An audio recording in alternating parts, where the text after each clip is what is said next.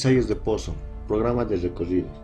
Este es el seguimiento continuo de la producción de fluidos de un campo, con el objeto de detectar y ubicar pérdidas para así generar rápidamente acciones correctivas.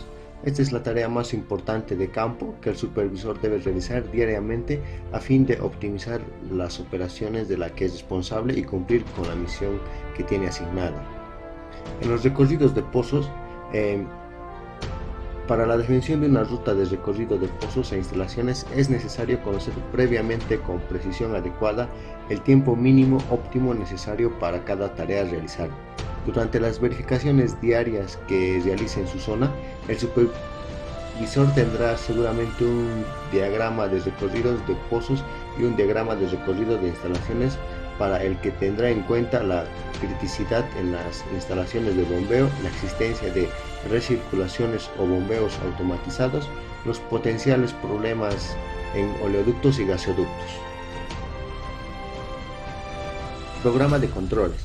Ya hemos dicho que dentro de las funciones que debe cumplir el supervisor de campo, y seguramente como la más importante, es la de controlar la producción de los pozos en forma global e individual. Las siguientes son algunas consideraciones a tener en cuenta para la confección del mismo. 1. Elaborar un cronograma que permita disponer de controles con la mayor frecuencia posible. 2. Ante la necesidad de manejar información exacta, se debe arbitrar los medios para que el pozo en control no sufra interrupción alguna con su funcionamiento ni extracción o descarga de fluidos con otros destinos. 3. La información obtenida de un control de producción de un pozo es de suma importancia para la compañía, porque de allí saldrán los cálculos de reservas. 4.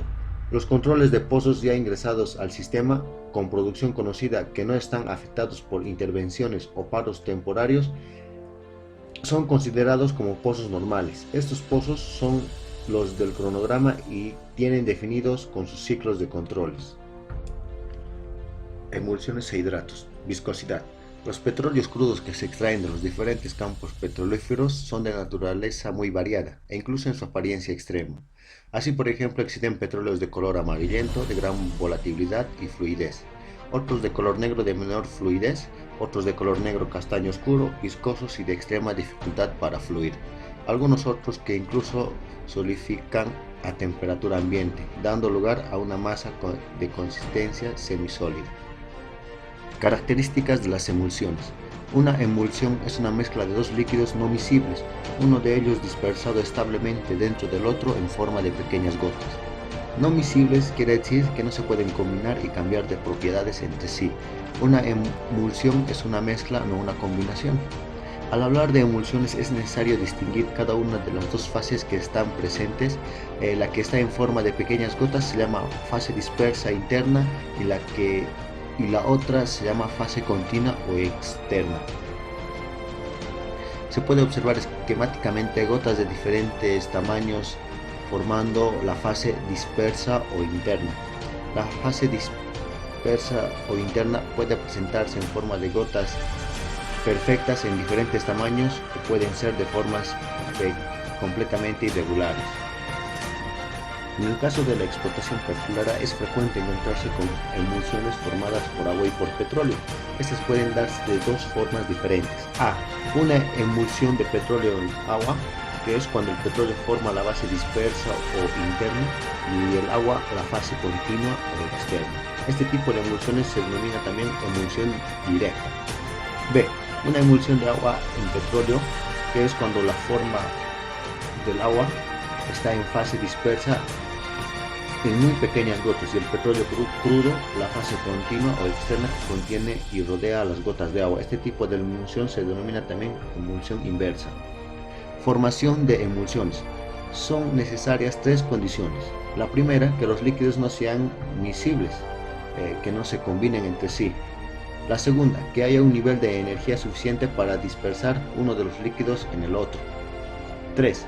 Que esté presente un agente emulsionante o emulgente para su estabilización, que puede ser asfalto, sustancias resinosas, ácidos solubles en el petróleo. Venta y transporte de gas. En la mayoría de los casos es necesario extraer del gas los líquidos que contiene, tales como el agua e hidrocarburos licuables. y otros gases no deseados que acompañan al gas natural. Estos tratamientos se pueden considerar bajo dos grandes grupos. El primero, acondicionamiento para el transporte, entendiendo por tal el proceso mediante el cual se pone el gas en condiciones óptimas para lograr su máxima eficiencia en su transporte y no tener inconvenientes y problemas durante el mismo. El segundo es el tratamiento, entendiendo por tal a eliminar del gas todo aquel elemento contaminante o impurezas que no admitan los equipos donde se utilizará o estén por encima de los valores admitidos por normas y reglamentaciones. Contenido del agua. Si se encuentra saturado de agua, es prácticamente imposible transportarlo sin que sucedan inconvenientes que consecuentemente traen aparejados grandes perjuicios de carácter técnico y económico. Los hidratos. Los hidratos son sistemas sólidos cristalinos de agua e hidrocarburos parecidos a la nieve, que tienen la particularidad física de presentarse como sólidos.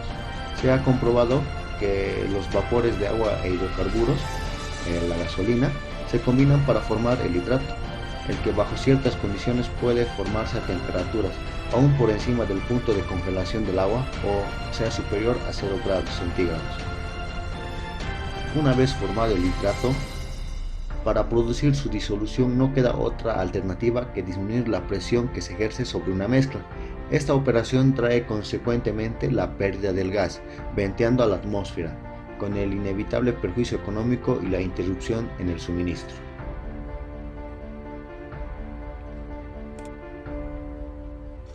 Mediciones de gas.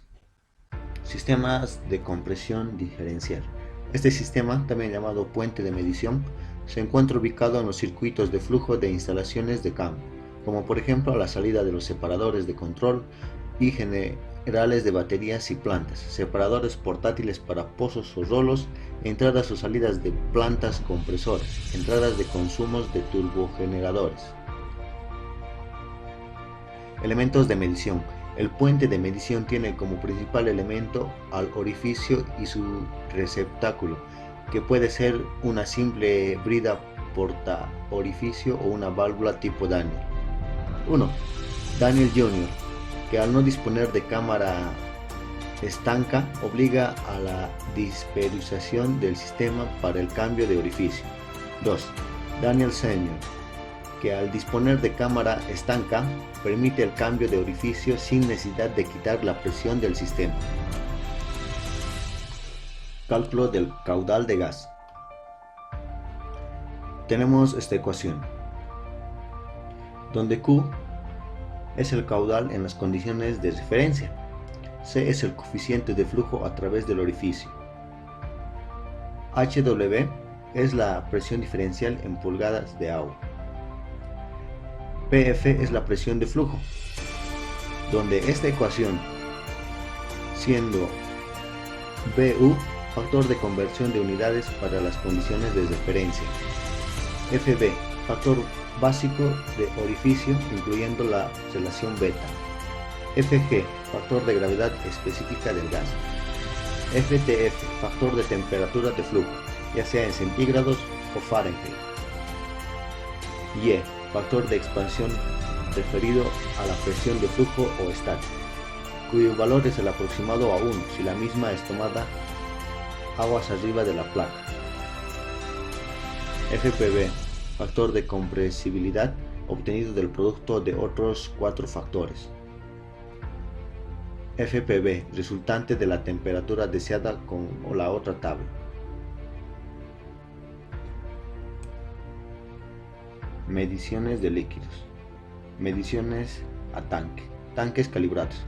Si bien la medición de un tanque aparenta ser algo muy simple, debe respetarse una metodología y solo uno que ayudará a obtener lecturas adecuadas que en muchas oportunidades serán la base de calibraciones de otros sistemas. O dicho de otra forma, será la medida patrón que se utilizará para calibrar otros medidores. Elementos para medición. Cinta métrica. Esta tiene que ser de acero milimetrada con portacinta que facilite su manejo. Pilón. Este tiene que ser de bronce rectangular y de 140 milímetros de largo, con lectura en milímetros desde 80 a 240. Varilla para medición de agua. Este tiene que ser de bronce milimetrado, de unos 500 milímetros de longitud mínima, pasta sensible al agua. Este es un producto que se extiende sobre la varilla para la medición de agua libre a fin de hacer visible el corte, ya que cambia de color al entrar en contacto con el agua. Medición de altura o lleno. Corresponde a la determinación de la medida desde el fondo del tanque hasta la superficie del líquido. Medición de vacío. Corresponde a la medición de la distancia entre la superficie del líquido y el punto de referencia ubicado en la parte superior del tanque. La medida de la altura del producto se obtiene por diferencia entre la altura del tanque y el espacio medido.